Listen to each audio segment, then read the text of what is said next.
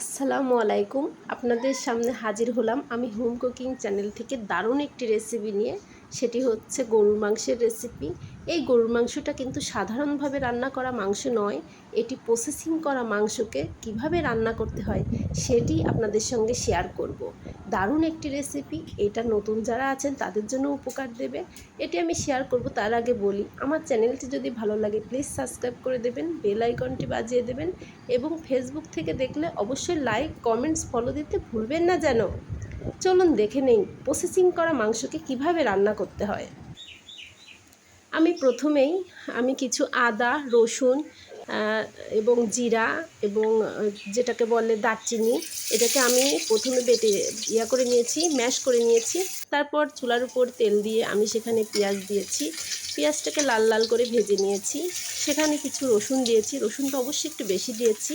Processing করা মাংসতে রসুন পেঁয়াজটা বেশি দিলে মজা লাগে। তারপর আমি মাংসটাকে ফ্রিজ থেকে বের করে পানিতে রেখেছিলাম। দেখুন, এটা প্রসেসিং করা। অনেক সময় ঈদের সময় মাংস কোথাও দূরে কোথাও যেতে দেখা যায় মাংসটা নষ্ট হয়ে যায়, সেজন্য সেটাকে লবণ দিয়ে হলুদ দিয়ে হালকা করে জ্বালিয়ে ফ্রিজে রাখা মাংসই হচ্ছে প্রসেসিং করা মাংস। সেটাকে আমি রান্না করছি।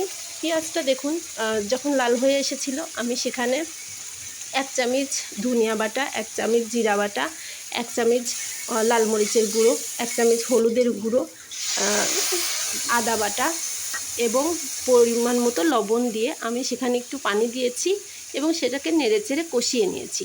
এখন আমি এখানে কিছু শুকনো উপকরণ অ্যাড করব। এখানে দারচিনি, এলাচ, তেজপাতা মাঝখান দিয়ে একটু কেটে নিয়েছি। তারপরে গোলমরিচও ছিল।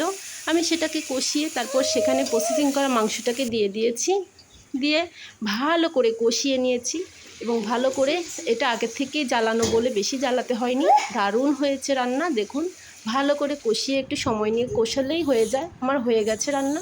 আমি দেখুন সার্ভ করে নিয়েছি। দারুণ হয়েছে, এত সহজ, এত ইজি, যেটা বলার মতো নয়। স্বাদও কিন্তু প্রচণ্ডভাবে। এভাবে করে রান্না করলে অসাধারণ টেস্ট হয়। যে কোনো নতুনেরাও এভাবে করে রান্না করতে পারেন। আসলে নতুনেদের জন্যই এই প্রসেসিং করা মাংসটার রেসিপি নিয়ে আসলাম।